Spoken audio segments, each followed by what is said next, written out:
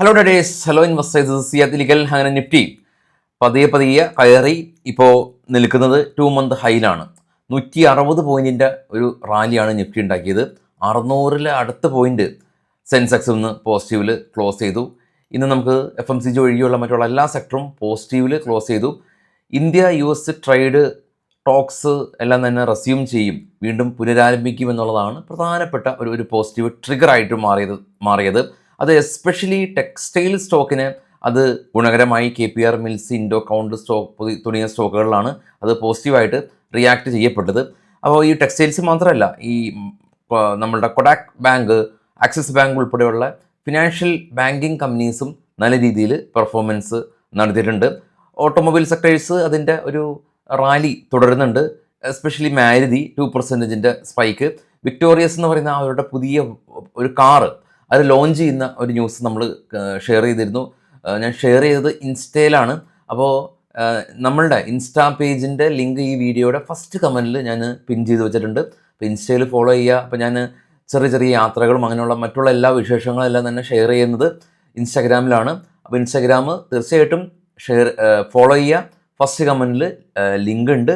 എല്ലാവരും നമുക്കവിടെ എല്ലാവർക്കും ഒരുമിച്ച് ഫ്രണ്ട്സ് ആവാം. ഇനിയിപ്പോൾ ഇടിവ് രേഖപ്പെടുത്തിയിട്ടുള്ളത് BSE അല്ലെങ്കിൽ ഏഞ്ചൽ പോലെയുള്ള ക്യാപിറ്റൽ മാർക്കറ്റിംഗ് കമ്പനീസാണ്.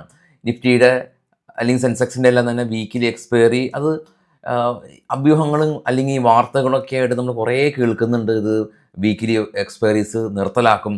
ഈവൻ സെറോദയുടെ CEO നിതിൻ കമ്മത്ത് പറഞ്ഞിരിക്കുന്നത് ഈ നിർത്തലാക്കിയാൽ അത് അദ്ദേഹത്തിനെ സംബന്ധിച്ച് അതൊരു സർപ്രൈസ് ആകുന്ന ഒരു ഫാക്ടർ അല്ല എന്നുള്ളതാണ്. കാരണം ഇപ്പോൾ ഒരുപാട് ചർച്ചകളും കാര്യങ്ങളെല്ലാം തന്നെ വന്നു കഴിഞ്ഞു.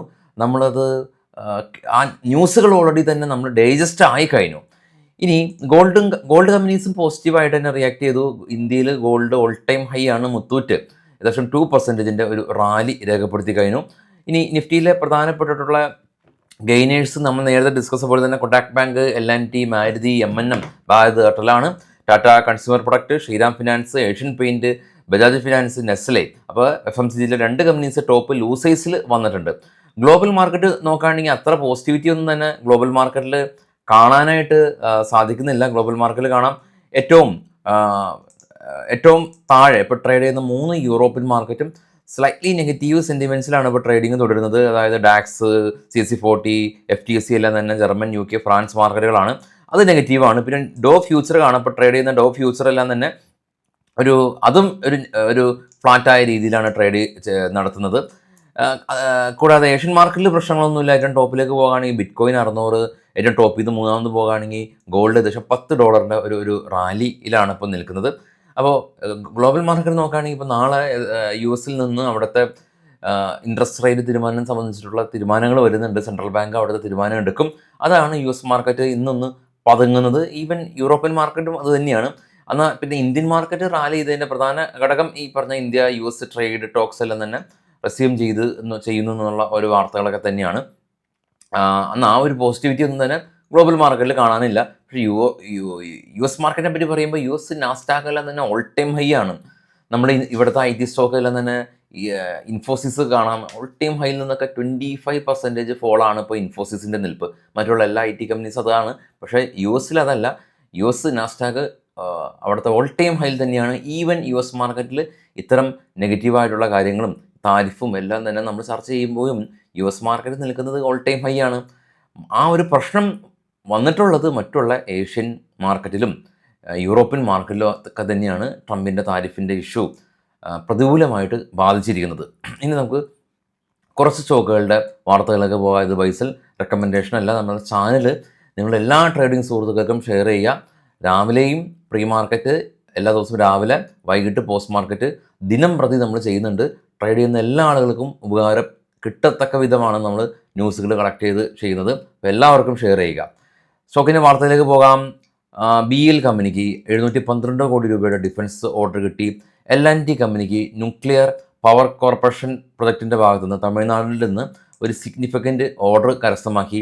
IPO വരുമ്പോൾ അർബൻ കമ്പനി ലിസ്റ്റിംഗ് നാളെയാണ് ഉള്ളത്.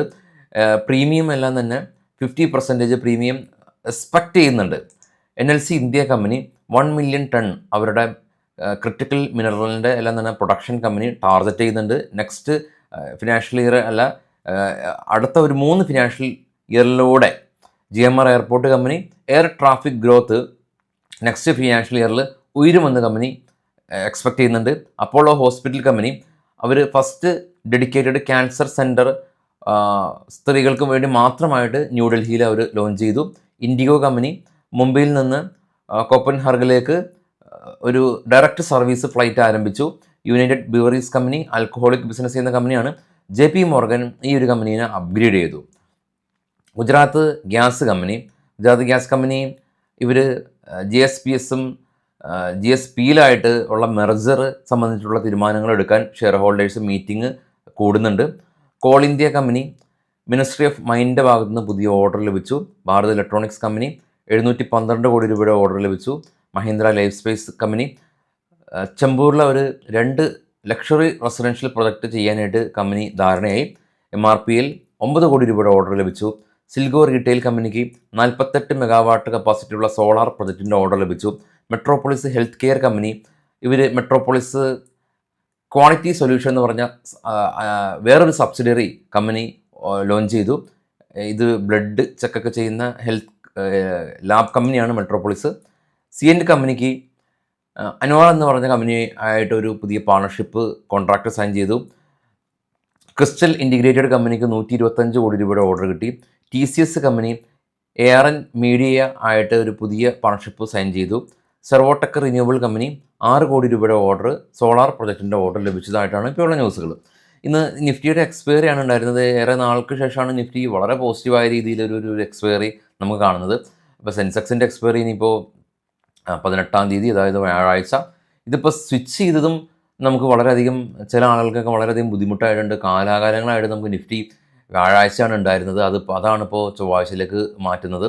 അപ്പോൾ എന്നിരുന്നാൽ കൂടിയും ഈ മാർക്കറ്റിൽ ഇത്തരത്തിലുള്ള ചേഞ്ചസ് എല്ലാം തന്നെ എപ്പോഴും വന്നേക്കാം. കാരണം നമുക്ക് ഡെയിലി എക്സ്പയറീസ് ഒക്കെ ഉണ്ടായതായിരുന്നു. അതിനുശേഷം ഡെയിലി എക്സ്പയറീസ് മാറി ബാങ്ക് നിഫ്റ്റി എല്ലാം തന്നെ അപ്രത്യക്ഷമായി മന്ത്ലിയിലേക്ക് മാറി. അപ്പോൾ ഈ ലെഫ്റ്റ് ഹാൻഡ് ബാറ്റൊക്കെ ചെയ്യുന്ന ആളുകൾ ലെഫ്റ്റ് ഹാൻഡ് ബാറ്റ് മാത്രം ചെയ്യുള്ളൂ എന്ന് പറയും പോലെ ആയിരുന്നു. ബാങ്ക് നിഫ്റ്റിയിൽ ട്രേഡ് ചെയ്യുന്ന ആളുകൾ ബാങ്ക് നിഫ്റ്റിയിൽ മാത്രമാണ് ട്രേഡ് ചെയ്യുള്ളൂ. പക്ഷെ അവരെ സംബന്ധിച്ചിപ്പോൾ മന്ത്ലി കോൺട്രാക്റ്റ് മാത്രമാണ് ഉള്ളത്, വീക്കിലി ഇല്ല. അപ്പോൾ മന്ത്ലി കോൺട്രാക്റ്റ് മാത്രം ട്രേഡ് ചെയ്യേണ്ടതായിട്ടുണ്ട്. ഇപ്പോൾ നിഫ്റ്റിയുടെ വീക്കിലി പോലെ അത്ര ലിക്വിഡിറ്റി ഉണ്ടാവില്ല മന്ത്ലി കോൺട്രാക്റ്റൊക്കെ ഉള്ളത്. അപ്പോൾ ഇനിയിപ്പോൾ നമുക്ക് നിഫ്റ്റിയുടെയും അല്ലെങ്കിൽ സെൻസെക്സിൻ്റെ എല്ലാം തന്നെ ഈ വീക്കിലി കോൺട്രാക്റ്റുകൾ ഇല്ലെങ്കിൽ നമ്മൾ മന്ത്ലി കോൺട്രാക്റ്റുകളിൽ ട്രേഡ് ചെയ്യാനായിട്ട് നമ്മൾ മാറേണ്ടതുണ്ട്. അപ്പോൾ അതുപോലെ തന്നെ പല മാറ്റങ്ങളും വിധേയമായിട്ട് ഈ ഒരു മാർക്കറ്റ് പോകും. നമ്മളാണ് അതിനനുസരിച്ച് മാറേണ്ടത്. അല്ലാതെ നമ്മൾ കുറ്റം പറഞ്ഞതുകൊണ്ടോ അല്ലെങ്കിൽ നമ്മൾ മാർക്കറ്റിനോട് പരാതി പറഞ്ഞിട്ടൊന്നും കാര്യമില്ല. ഇത് റീറ്റെയിലേഴ്സിനെ പ്രൊട്ടക്റ്റ് ചെയ്യാനായിട്ട് സെബി പല സമയങ്ങളിലായിട്ടും പല തീരുമാനങ്ങളും എടുക്കും. ഇതിൻ്റെ പുറകിലുള്ള ഗുണവശങ്ങൾ എക്സ്പ്ലെയിൻ നമുക്ക് അത് മനസ്സിലാവണമെന്ന് ഉണ്ടാവില്ല. പക്ഷേ എല്ലാം നല്ലതിന് വേണ്ടി തന്നെയായിരിക്കാം ചെയ്യുന്നത്. നമ്മളാണ് അതനുസരിച്ചുള്ള പല ട്രേഡിങ് രീതികളെല്ലാം തന്നെ മാറേണ്ടത്. അപ്പോൾ ചാനലായിട്ട് അപ്ഡേറ്റഡ് ആയിട്ടിരിക്കുക. Thank you.